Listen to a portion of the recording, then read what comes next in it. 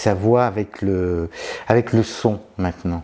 Mais c'est quelque chose que je crois, j'en suis même certain, que j'avais en tête depuis bien longtemps, et j'attendais l'occasion de passer à l'image qui bouge et au son. Et ça a été tout un processus de maturation, je suppose. Il y a eu plein d'occasions. Il y a eu un événement, il y a eu une résidence qui a été faite en prison où j'ai fait toute une série d'images. Et je me suis rendu compte qu'à ce moment-là, ces images ne suffisaient pas. Et que ce que j'entendais, et notamment les conversations entre détenus et surveillants, m'ont vraiment interpellé. Ce premier film, ça a été un déclencheur. Il y a une énorme appétence pour moi de poursuivre avec l'image qui bouge, avec le son. Et là, je suis en train d'écrire d'autres... je suis sur un autre film actuellement et je suis en écriture sur un troisième. Et c'est quelque chose qui m'anime énormément parce que c'est découvrir autre chose, c'est repartir. C'est le rôle du débutant et j'aime apprendre et j'aime me tromper et recommencer. Et il y a ce plaisir de se renouveler et puis il y a une vraie excitation. Voilà. Ce qui n'empêche que je poursuis et je continue de faire des images. C'est un moment de repos presque, c'est un moment de solitude, c'est un moment dont j'ai besoin, vraiment besoin, de me retrouver seul avec mon appareil photo, partir sur certaines thématiques qui m'animent. J'ai toujours besoin de ça, mais 85% de mon temps est accaparé au film maintenant. Alors c'est une image qui fait écho à ce que je vous ai dit tout à l'heure, c'est celle-ci. C'est une image que j'ai prise au Luxembourg dans un centre ouvert pour psychotiques. C'est tout un travail que j'ai fait pendant 2 ans au Luxembourg. Pendant 1 an que j'ai fait des photos et je me suis rendu compte que la photo ne suffisait pas. J'ai réussi avec ces personnes, on se retrouvait très régulièrement pour faire des choses ensemble. Et notamment de l'écriture, du collage, de la peinture, de la bande dessinée. Et tant et si bien on a fait ça pendant 1 an, on est partis en vacances ensemble, on pratiquait la peinture, le collage. Et on est en train de finaliser un livre qui s'appelle Funambule et qui sortira chez Loco, qui sortira à Arles pour les rencontres. Ce groupe avec qui j'ai travaillé viennent à Arles et on va essayer de faire quelque chose pour présenter le bouquin. Donc cette image, c'est une chambre d'un des résidents. Je tiens à cette image parce que je vous prends dans les tripes. C'est du luxembourgeois allemand qui écrit sur les murs et il écrit papa et maman dessus. Voilà. Enfin voilà, il y a plein de choses qui se passent dans nos têtes, qu'est-ce qui se passe dans leur tête, et c'est ça que j'essaye de comprendre en ayant fait donc ce livre et en essayant de faire ce documentaire. Quand vous m'avez demandé de participer à cet entretien, je me suis dit, mais d'où ça vient? D'où ça vient cette appétence, ce désir de filmer? Donc, j'ai une culture cinématographique, je me suis toujours passionné au cinéma, j'adore les documentaires. Et mon histoire a fait que, en travaillant en Chine, et notamment en travaillant dans le nord-est chinois, dans la ville de Shenyang, et dans le quartier Tiesse, c'est là où Wang Bing a fait son film, cette œuvre majeure qui s'appelle À l'ouest des rails, un film de 9 heures. Moi, je photographie en même temps que lui filmait. Et moi, en revoyant ces films, je pense qu'il y avait cette idée, j'étais au même endroit, lui en a fait un film, et mon livre, Erased, fait écho à ça. C'était en 2004, grâce au Monde Magazine, au Monde 2 à l'époque, c'était Michel Philippot qui m'avait donné une garantie pour repartir en Chine. Je m'étais installé un peu plus de 3 semaines à Shenyang, parce que je savais qu'ils étaient en train de raser tout ce quartier de Tiesse. Et donc petit à petit, toutes ces usines d'État, qui étaient le symbole de l'industrie chinoise à partir des années 50, étaient en train de disparaître, étaient en train d'être effacées, d'où le trick Erased. Et j'avais fait cette image, et c'est un des derniers murs d'une usine d'État à Shenyang, dans le quartier de Tiesse. Et je sais que Wang Bing a traîné pendant 2 ans dans ce quartier-là. Et puis il y a cette autre image, voilà, pareil, ça c'est dans le centre-ville de Shenyang. Enfin, c'est une suite cinématographique presque d'images, de destruction d'immeubles en plein centre de Shenyang. donc l'effacement de toute une période de la Chine.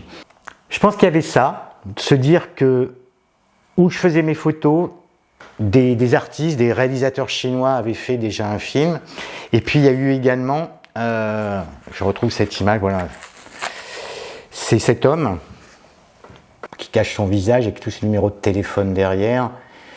C'est un homme que j'ai photographié au 3e périphérique sud de Pékin, et c'est toutes ces personnes qui viennent à Pékin déposer pétition. Il faut savoir que dans l'histoire chinoise, le peuple chinois pouvait porter pétition à l'empereur. Il y avait un bureau des plaintes, tout à fait officiel, et ce bureau des plaintes a été physiquement présent jusqu'en 2008, avant les Jeux Olympiques de Pékin. Et donc, au niveau du 3e périphérique sud, aux alentours de ce bureau des plaintes, il y avait des centaines et des centaines de citoyens chinois qui campaient, littéralement, pour tenter de porter plainte à l'administration chinoise. Ils étaient pourchassés par la police de leur région, pourchassés par la police de Pékin, et il y a eu ce documentaire de Zhao Liang, Pétition, la cour des plaignants, qui est un documentaire d'à peu près 3 heures, qui est juste hallucinant. Donc je vois ce documentaire, bien sûr, j'ai fait des photos là-bas, et je pense qu'inconsciemment, je me disais, mais il y a un truc qui ne suffit pas. Je peux faire des bonnes images, certainement, j'espère, mais il manquait quelque chose. Et passer le cap, c'est aussi passer le fait de photographe, on est seul. Photographe, il y a quand même une économie de moyens qui est limitée, et on est en autonomie, on peut tout faire tout seul. L'économie du documentaire d'auteur, documentaire de création, ça nécessite des moyens, mais aussi ça nécessite de l'échange avec l'autre. Donc un preneur de son, et puis aussi un monteur après. Travailler avec une boîte de production, donc on est plus seul. Et moi j'ai toujours aimé être seul, mais là c'était aussi un défi personnel de me confronter à l'autre. Je travaille dans un foyer pour jeunes mineurs en difficulté, donc c'est un foyer à Gagny, dans le département de la Seine-Saint-Denis. Ce sont 19 enfants qui sont placés en foyer pour des raisons diverses, familles dysfonctionnelles, ce qu'on appelle des retours de zone, donc c'est des jeunes qui reviennent de Syrie. Leur père ou leur beau-père est mort au combat, était membre de l'État islamique, et leur maman est en prison. Donc c'est des enfants qui sont placés en foyer, il y a des migrants. Et ça fait 1 an que j'essaye de décrypter le fonctionnement d'un foyer. Donc des enfants, mais bien sûr les éducateurs et la direction. Et se rendre compte que malheureusement, c'est un métier éducateur peu considéré, ils ont peu les moyens. Et il est incroyable de voir que c'est les plus précaires qui s'occupent des plus précaires. Et ça prend du temps vous pouvez imaginer, de poser une caméra dans un foyer, avec des gamins qui ont des parcours extrêmement difficiles. À côté de l'image, il y a une autre passion qui est la montagne et l'escalade, et je voulais absolument emmener ces enfants en montagne, leur faire partager ma passion. Et l'été dernier, on est parti 15 jours en montagne, et 15 jours isolés dans un gîte à 1200-1300 mètres d'altitude dans les Pyrénées, avec rien autour, il n'y avait pas de connexion, ce qui a été un drame au départ.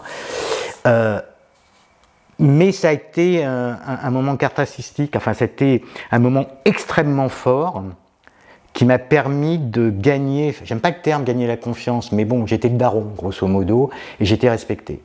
Et à partir de là, voilà, je poursuis, je vais dire cette mission, enfin voilà, cette idée du film, et de réaliser un documentaire de création qui tentera de décrypter l'institution du foyer, ce qui ne m'empêche pas, à côté de ça, de faire quelques images, bien sûr, mais essentiellement, c'est la caméra avec un ingénieur du son.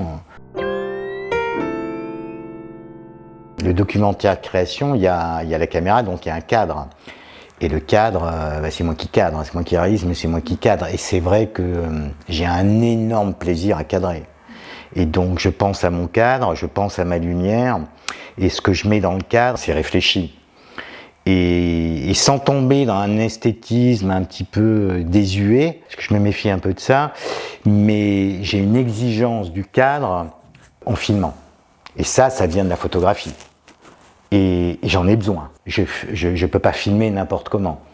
Je peux attendre, parce que j'aime bien installer les choses, j'aime bien le côté théâtral de certaines choses dans le documentaire, même si on ne le dit pas, mais on peut refaire jouer des choses et de les installer dans son cadre et de les installer avec une certaine lumière. Après, il y a la part de hasard que je trouve extraordinaire, mais le cadre reste prégnant dans ma pratique du documentaire de création et donc vient de la photographie. S'il y a quelque chose qui reste de la photographie, dans ma pratique du cinéma documentaire, c'est bien le cadre.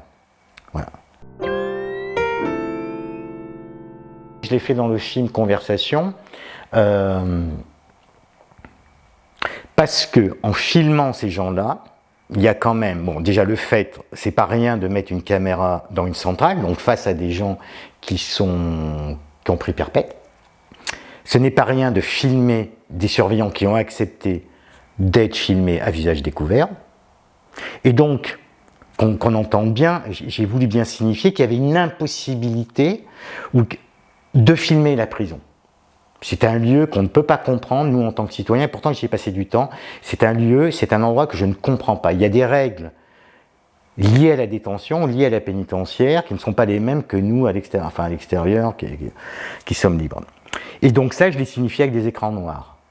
On entend les gens converser, dialoguer, et le regardeur, le spectateur, dans cette salle de cinéma, a en face de lui un écran noir. Les voix, le son, le dialogue me suffisaient. Surtout que c'était des choses d'une puissance que se disaient les détenus et les surveillants, donc ça suffisait.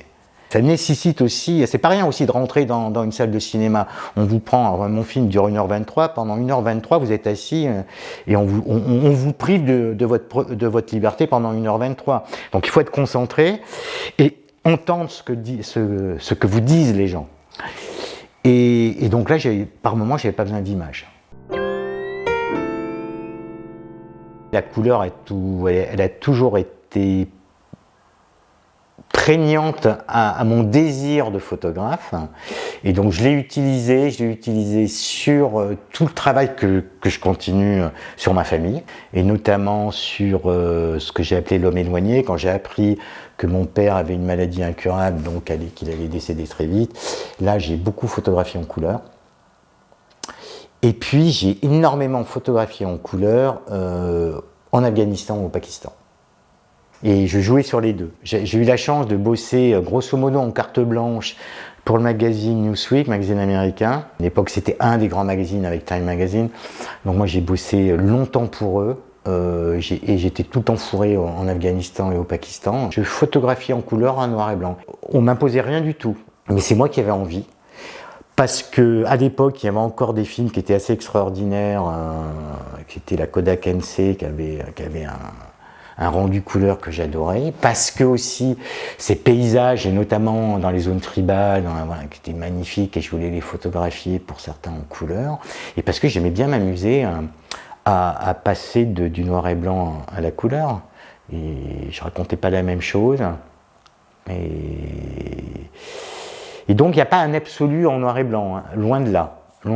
J'ai fait tout un travail couleur qui s'appelle Paysans ordinaires, c'était toute la question, qu'est-ce que deviennent les paysans en Chine? Est-ce qu'il y a encore des paysans? Il y en a très peu. Et ça avait été une bourse que j'avais eue du musée Niepce, c'était François Cheval à l'époque. Et j'étais parti en Chine et j'ai fait tout ce travail-là en couleur. Et j'ai eu grand plaisir. Par contre, j'ai fait ce travail en couleur, je l'ai fait en hiver. Il y a l'importance des lumières. Mon travail, Erased, je l'ai fait à 90% en automne et en hiver.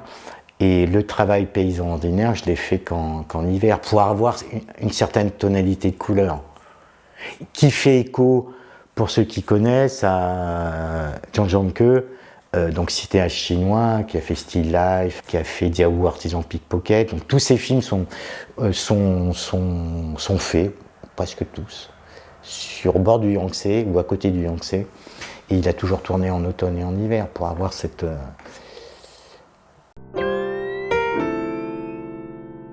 me souviens, j'étais dans le métro quand quelqu'un m'a appelé pour me dire que j'avais été lauréat. Non, ça a été un vrai moment de bonheur. Parce que à mes yeux, c'est un prix important, c'est une consécration, j'y m'attendais pas du tout. C'était important parce que c'était mon travail en cours sur la Chine qui n'était pas terminé. Donc c'était aussi une manière de me dire: poursuis Bertrand, continue. Il y a eu cette reconnaissance, on va dire, en vente de tirages. Hein. Ça m'a permis, les institutions m'ont acheté des tirages, un peu plus, donc vous voyez. Donc ça a été financièrement quelque chose d'important. Ça vous donne une certaine assise, une certaine confiance. Voilà, donc ça a été une étape extrêmement forte dans mon parcours de photographe. Ouais. Mais franchement, ça a été très important. Ouais. Le dossier, je l'avais présenté, on m'avait présenté l'année d'avant, et donc j'avais présenté si je me souviens bien, deux séries. C'était la Chine et mon travail en couleur. Et j'avais été éliminé. Et on m'a demandé de me le représenter l'année d'après en me disant: Bertrand, mais que la Chine. Et donc j'avais fait un dossier avec 50 tirages sur papier Agfa. Je parle du papier Agfa parce qu'il n'existe plus, c'est l'Agfa Record. Hein. Et c'est les noirs, hein, quand ils sont tellement beaux. Et donc c'était 50 très beaux tirages qu'avait fait Peram, je me souviens, à Picto. On était ensemble. Et c'était une simplicité absolue. C'était 50 tirages, mon projet Erased, sur la fin de la grande industrie chinoise. Et ça, c'était la première partie. Donc il y avait 50 tirages sur la fin de la grande industrie étatique chinoise. Et puis j'ai eu le prix. Je pense que la qualité des tirages a joué, je suppose. Et ce que je vous disais, moi, j'ai besoin de temps long pour comprendre. Et notamment sur ce travail sur la Chine, et notamment ce livre qui m'a pris énormément de temps, mais il m'a pris du temps, tout simplement parce que je voulais raconter une histoire de cette Chine qui se transformait depuis les grandes réformes de Deng Xiaoping à l'arrivée de Xi Jinping. C'est pas simplement additionner des belles images, c'est que narrativement, on raconte avec ces images, et là on revient au film, hein, mais qu'elle vous raconte quelque chose, et qu'elle vous raconte l'histoire chinoise. Et autant j'avais cette première partie qui a fait partie du prix Niepce, c'était la fin de la grande industrie chinoise, j'avais fait cette partie, mais il manquait une deuxième qui était les grandes migrations chinoises, c'est-à-dire tous ces gens qui migrent sur la côte Est ou à l'étranger. Donc ça, je voulais absolument travailler là-dessus. Puis la dernière partie, c'était la surveillance généralisée en Chine, qui est quand même, on en a beaucoup parlé, on en parle moins parce qu'on est tous touchés par ça, mais je voulais absolument travailler là-dessus. Donc tout ça, ça m'a pris du temps, et je voulais pas faire un livre simplement en additionnant des belles images, mais je voulais, parce que mes références, peut-être livresques, en photographie, moi j'en ai deux. Enfin j'en ai deux, c'est idiot, mais il y a quand même deux livres qui m'ont marqué de par leur narration. C'est What We Bought the New World de Robert Adams, qui est un truc, c'est juste majeur, c'est la conquête de l'Ouest américain dans les années 70, un livre majeur. Donc il commence, les premières photos, c'est l'espace de l'Ouest américain vide, et plus on avance dans les images, ça se construit, on arrive dans les supermarchés. Enfin c'est Robert Adams, c'est une merveille. Et il y a les Américains de Robert Frank, bon c'est un grand classique, mais en termes narratifs c'est quand même assez exceptionnel ce qu'il raconte. Il y a des très bonnes images, il y en a des moins bonnes, mais parce qu'elles sont entremêlées, parce qu'elles se répondent, voilà, il nous dit quelque chose. Et ça, voilà, moi je suis extrêmement, c'est ça qui me plaît, c'est pas faire d'image unique, cette image décorative, hein, c'est d'associer ces images pour raconter quelque chose à celui qui viendra regarder, lire votre livre, ou voir votre expo, mais surtout le livre. Et il y a un ordre, et là c'est l'ordre du montage, hein. Voilà, c'est Ricky Pan qui en parlait très très bien, que le montage c'est tout. Et dans un livre photo c'est pareil. On démarre, il y a une première image, et si elle est placée là, c'est pas pour rien, on l'a pas jetée comme ça. Et elles se répondent ces images. Et pour moi ça a été déjà un plaisir de le construire et de me dire, alors voilà, il y a eu le Covid en Chine, donc tout était fermé, je pouvais pas y aller. Moi, il me manque cette photo. Pour ceux qui connaissent la Chine, c'était la révolution des feuilles A4. C'est pendant le Covid, tous ces gens qui sont descendus de leur immeuble, c'était quand même la classe moyenne aisée chinoise qui est venue manifester leur désarroi avec des feuilles A4 toutes blanches comme ça. Et ça, j'aurais aimé réaliser cette image. Franchement, ça, j'aurais bien aimé. Voilà. Et donc, il y a eu le Covid, je ne pouvais plus y aller. Je me suis dit, bon, il est peut-être temps de revoir tout ça et de me replonger dans les planches contact et de retrouver voilà, les images manquantes, les images que j'avais oubliées, les images que je n'avais pas vues. Ça, c'est génial. Hein. Et puis après, des associés et de raconter quelque chose en 3 chapitres hein, qui sont là, qui ne sont pas marqués, mais on les voit. Et de raconter quelque chose de cette histoire chinoise. Donc pour répondre à votre question, oui, le prix Niès m'a encouragé dans la démarche, parce que c'est une façon de vous dire, bon, ce que vous faites, c'est pas si mauvais que ça.